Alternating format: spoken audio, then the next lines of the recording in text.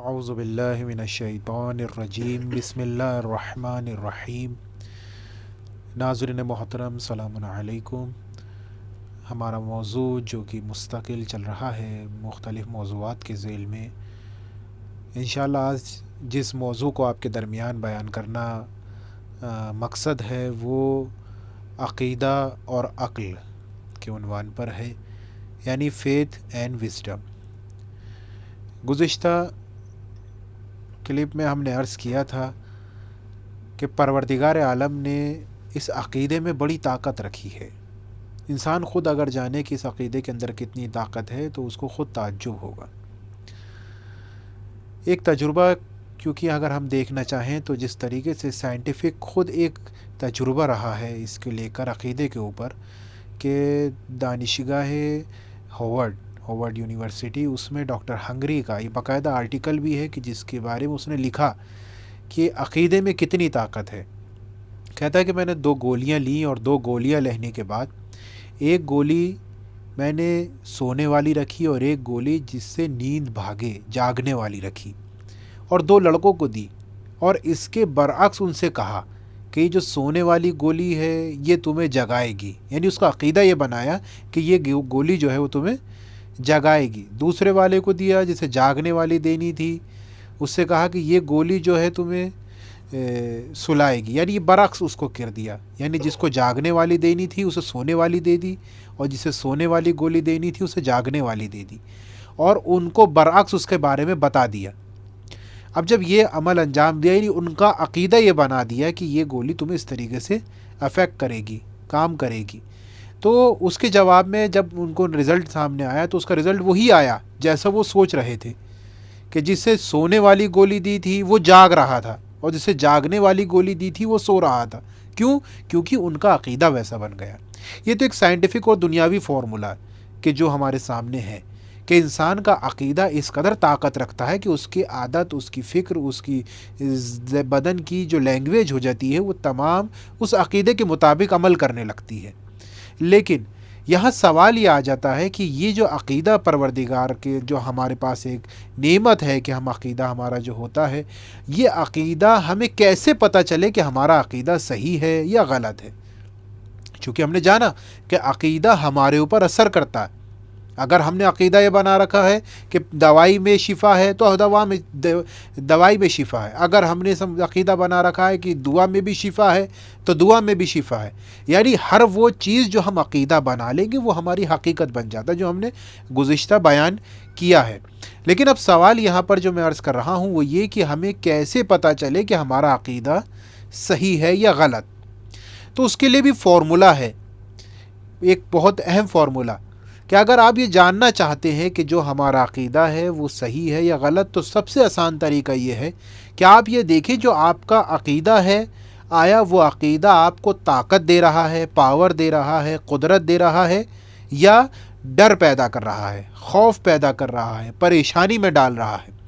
اگر آپ نے اپنا یہ عقیدہ ہے کہ میرا جو عقیدہ ہے وہ مجھے طاقت دیتا ہے، قدرت دیتا ہے، پاور دے رہا ہے، تو بس وہ عقیدہ صحیح ہے۔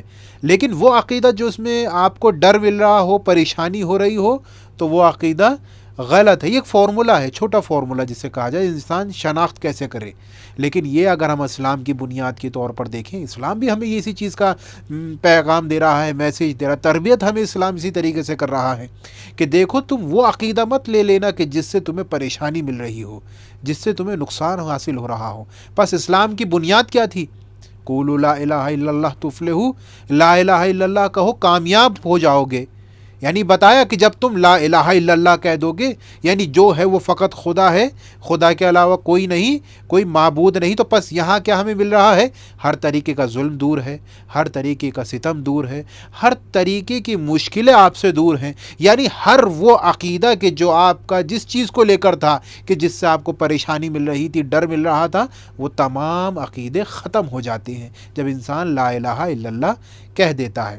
لیکن اب یہاں ایک اور سوال یہ آ جاتا ہے کہ ٹھیک ہے، ہم نے اپنا عقیدہ اپنے شناخت کر لی کہ ہمارا عقیدہ جو یہ ہے یہ ہمیں طاقت دے رہا ہے، ایک پیغام، ایک منزل تک ہم پہنچے کہ ہمیں یہ عقیدہ مثلاً طاقت دیتا ہے، قدرت دے رہا ہے، پاور دے رہا ہے، لیکن اب ہمیں کیسے پتہ چلے کہ ہم اپنے عقیدے کو مضبوط کیسے کریں؟ ٹھیک ہے، ہمارا عقیدہ ہو گیا ایک منزل پہ، اب مضبوط کرنے کا طریقہ کیا ہے؟ کہا عقیدے کو اگر مضبوط کرنا ہے تو عقیدہ ربط رکھتا ہے کس کے ساتھ؟ عقل کے ساتھ۔ تو پس جتنا جتنا آپ کی عقل مضبوط ہوتی چلی جائے گی، آپ کا عقیدہ بھی مضبوط ہوتا چلا جائے گا۔ یعنی یہ ڈیپینڈ ہے ایک دوسرے پہ۔ یا اگر آپ کی عقل کمزور ہے، یعنی اگر کسی انسان کے اندر عقل کمزور ہے، وسوسے والی عقل ہے، یا پریشان رہتا ہے، تو یقین جان لینا اس کا عقیدہ بھی وسوسوں میں گھرا ہوا رہے گا، اس کا عقیدہ بھی پریشانی میں ڈالتا رہے گا جیسی اس کی عقل۔ یعنی ہر چیز کا ایک ربط ہے۔ اب اگر انسان کی عقل مضبوط ہے، قوی ہے، انسان قوی ہے، تو اس کا عقیدہ بھی قوی اور مضبوط رہے گا۔ لیکن اب پھر ایک سوال ذہن میں آئے گا، جب ہم نے کہا کہ عقل کا ربط عقیدے سے ہے، تو اب ہم اپنی عقل کو کیسے مضبوط کریں؟ ٹھیک ہے، ہم نے کہا عقیدہ مضبوط، کا عقیدہ مضبوط عقل مضبوط ہونے پر، اب ہماری عقل کیسے مضبوط ہو؟ تو کہا عقل مضبوط ہوتا ہے علم کے ذریعے۔ جس طریقے سے مولا کائنات نے ارشاد فرمایا کہ ایک چراغ، یعنی وہ چراغ جسے عقل سے تشبیہ دی ہے کہ عقل جو ایک چراغ ہے کہ جس کے لیے جلنے کے لیے، روشن ہونے کے لیے تیل کی ضرورت پڑتی ہے، اور وہ تیل علم ہے۔ یعنی جب تک علم اس میں نہیں ڈالا جائے گا، عقل انسان کی مضبوط نہیں ہوگی، اور جب عقل مضبوط نہیں ہوگی تو عقیدہ بھی کمزور ہو جائے گا۔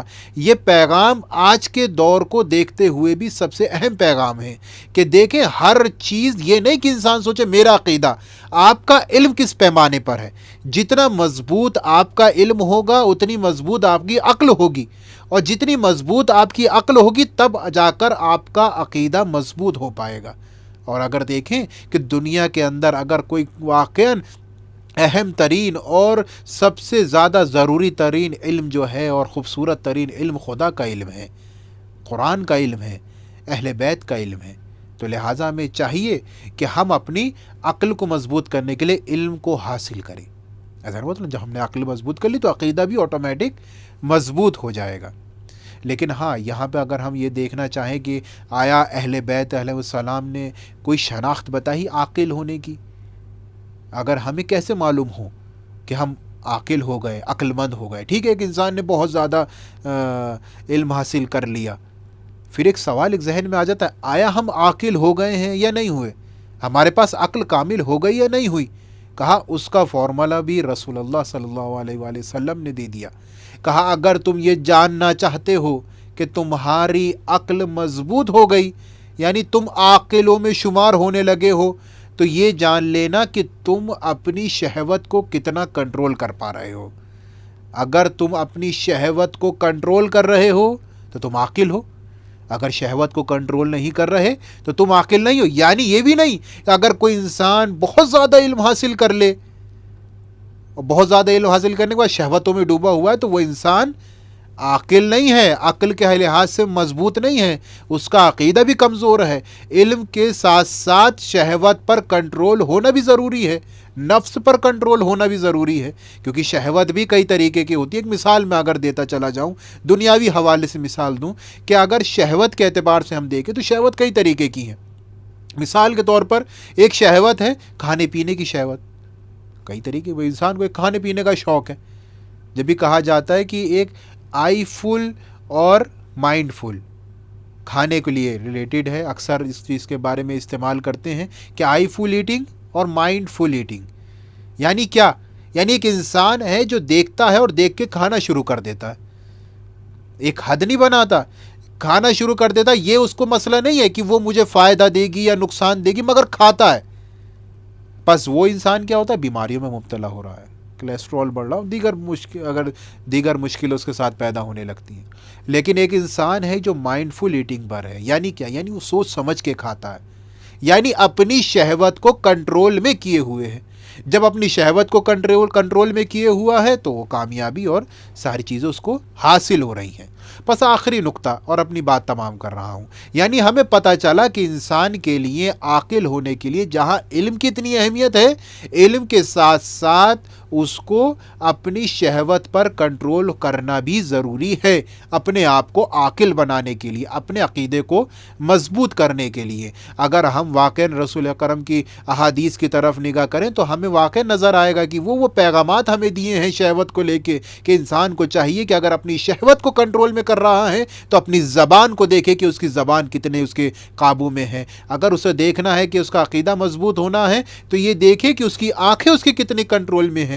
جتنا کنٹرول اس کی آنکھوں پر ہوگا، جتنا کنٹرول اس کی زبان پر ہوگا، جتنا کنٹرول اس کے اعضائے جوارے پر ہوگا، اتنا وہ انسان عاقل بھی ہوتا چلا جائے گا اور اس کا عقیدہ بھی مضبوط ہوتا چلا جائے گا. بس میں نے اپنی بات تمام کی. ہمیشہ پروردگار کی بارگاہ میں دعا گو رہے کہ پروردگار عالم ہمیں توفیق دے کہ ہم اپنے نفس پر قابو کر سکیں اور اپنے اندر صبر کو پیدا کر سکیں.